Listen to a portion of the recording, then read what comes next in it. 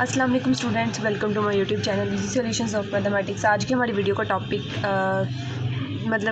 है डुअल। हमने स्टार्ट पहले से कर दिया हुआ है। इससे पहले ना मैंने आपको एग्जांपल नंबर 1 और एग्जांपल नंबर 2 करवाई थी डुअल की। वो एक मैक्सिमाइज़ का क्वेश्चन करवाया था कि मैक्सिमाइज़ में दिया हो तो किस तरह करते हैं, उसको डुअल बनाते हैं, और एक मिनिमम में दिया हो तो किस तरह से डुअल बनाते हैं। अब उसमें ये था कि x1 और x2 जो थे ना वो दोनों ही रिस्ट्रिक्टेड थे, मतलब उनकी कोई लिमिट बता दी गई थी। वो x1 और x2 दोनों ग्रेटर देन इक्वल टू 0 थे। लेकिन अब अगर आपको इस तरह का कोई क्वेश्चन आ जाए और इसमें वो आपको कह दें कंस्ट्रक्ट द डुअल, इस तरह अगर आपको कहना है इसका डुअल कंस्ट्रक्ट करना है, इस तरह से एक प्रॉब्लम दे दें। अब देखिए ये सिंपल बिल्कुल LPP प्रॉब्लम है, लेकिन इसके अंदर एक चीज़ है जो आपने पहले नहीं देखी कि x1 अनरिस्ट्रिक्टेड है। अब इस तरह का कोई क्वेश्चन आ जाए तो उसका डुअल किस तरह से बनाना है, बिल्कुल सेम उसी तरह है, लेकिन इसके अंदर चेंजिंग है थोड़ी सी। वो क्या, सबसे पहले देखना, अगर आपको x1 अनरिस्ट्रिक्टेड दिया हुआ है, जो वेरिएबल आपको अनरिस्ट्रिक्टेड दिया होगा ना, आपने उसके रिस्पेक्ट से सब्सटीट्यूशन करनी है। फॉर एग्जांपल अगर यहाँ पे x2 अनरिस्ट्रिक्टेड दिया था और x1 greater than equal to 0 होता और x2 अनरिस्ट्रिक्टेड कह देते तो आप लोगों ने फिर x2 की सब्सटीट्यूशन करनी थी।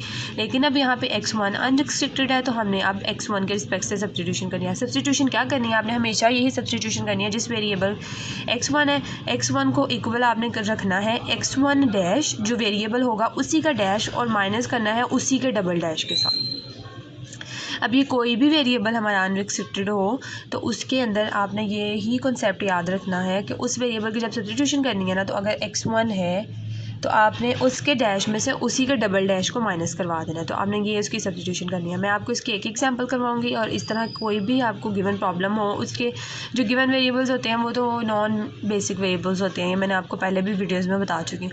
उन नॉन बेसिक वेरिएबल्स में से जौन सा भी अनरिस्ट्रिक्टेड होगा आपने उसकी सब्स्टिट्यूशन करनी है सिंपल, और बाकी डुअल उसी तरह बनना। ठीक है, अब इसकी substitution into the given question और LPP प्रॉब्लम, यहाँ लिखते हैं इनटू गिवन LPP प्रॉब्लम या गिवन क्वेश्चन, एक ही बात है। मैक्सिमाइज जी, अब हमारा जहाँ जहाँ पे x1 होगा ना, हमने वहाँ पे x1 dash minus x1 double dash put कर देना। तो 5 इंटू यहाँ पे x1 की जगह पे हम लोग पुट करेंगे x1 डैश। तो जब हम लोग 5 into x1 dash minus x1 double dash करेंगे तो 5 अंदर मल्टीप्लाई होकर ये बन जाएगा। हमने यहाँ पे x1 की जगह पे उसकी वैल्यू प्लस 6x2 आ गया हमारा। उसके बाद सब्जेक्ट टू, अब हमने यहाँ पे भी पुट करनी है वैल्यूज़, क्योंकि ज़ाहिर है अब हमारा ऑब्जेक्टिव फंक्शन x1 और x डबल डैश में चला गया है, तो अब हमारी प्रॉब्लम भी तो x1 और x डबल डैश में होनी चाहिए ना। तो सब्जेक्ट टू करके हम लोग नेक्स्ट करेंगे x1 dash minus x1 double dash, x1 dash minus x1 double dash plus 2x2। अब ये देखें यहाँ पे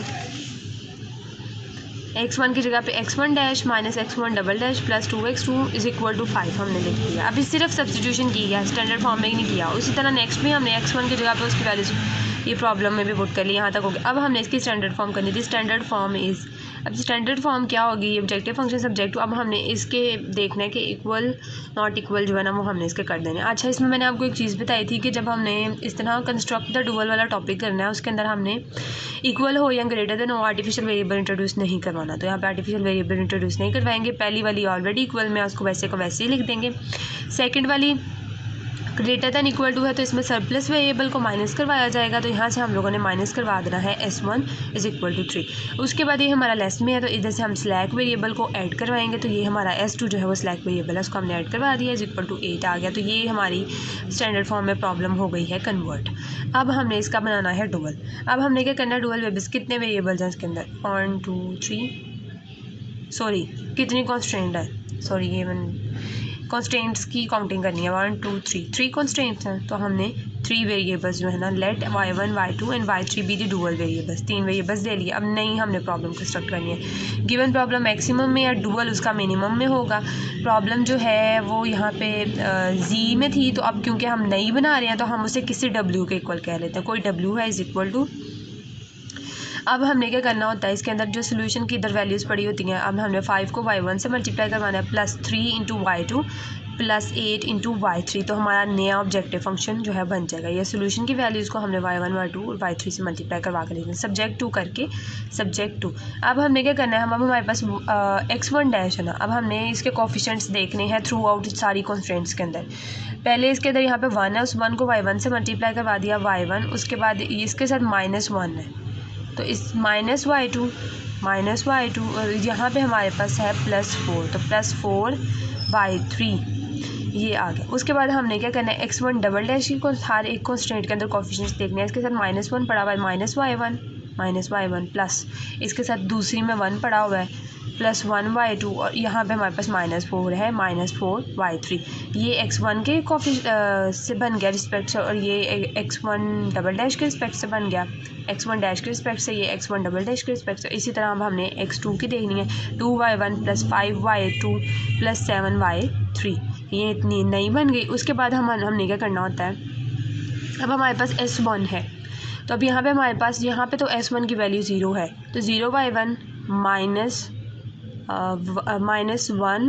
-1y2, और यहाँ पे हमारे पास S1 नहीं है, तो S1 की वैल्यू 0 होगी। तो सिर्फ दूसरी वाली कॉन्स्टेंट में है, तो यहाँ पे सिर्फ हमारे पास -y2 आएगा, और उसके बाद हम जो ये वाली है 3, अब ये ना पहली में है तो y1 भी 0, दूसरी में भी नहीं है, y2 भी 0 के साथ मल्टीप्लाई होगा 0 हो जाएगा, और यहाँ पे हमारे पास y3 जब 1 से मल्टीप्लाई होगा S2 के रिस्पेक्ट से, तो हमारे पास y3 आ जाएगा। अब देखें, गिवन क्वेश्चन हमारे पास मैक्सिमम में मैक्सिमाइज केस है, तो हमारे जो सारे साइंस हैं वो ग्रेटर में आएंगे, ग्रेटर देन इक्वल टू, ये चीज़ भी मैंने आपको पिछली दफ़ा बता दी, सारे ग्रेटर में आ गए।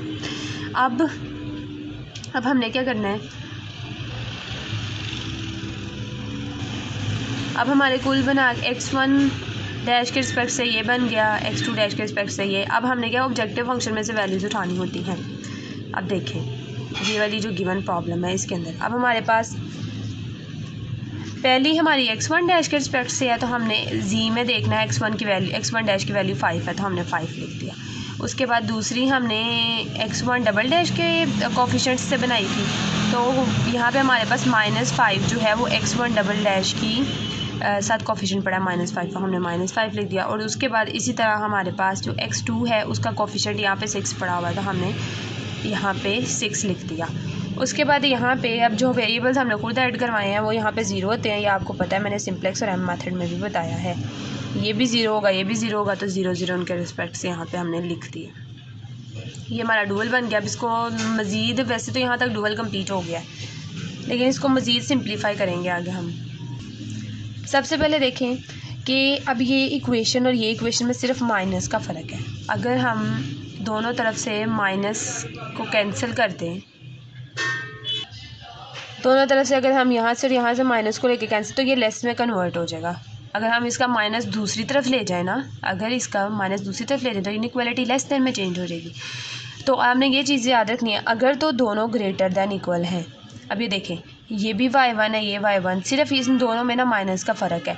अगर इस इक्वेशन में इसको हम माइनस से मल्टीप्लाई करवा दें तो वो सेम इसके जैसी बन जाएगी।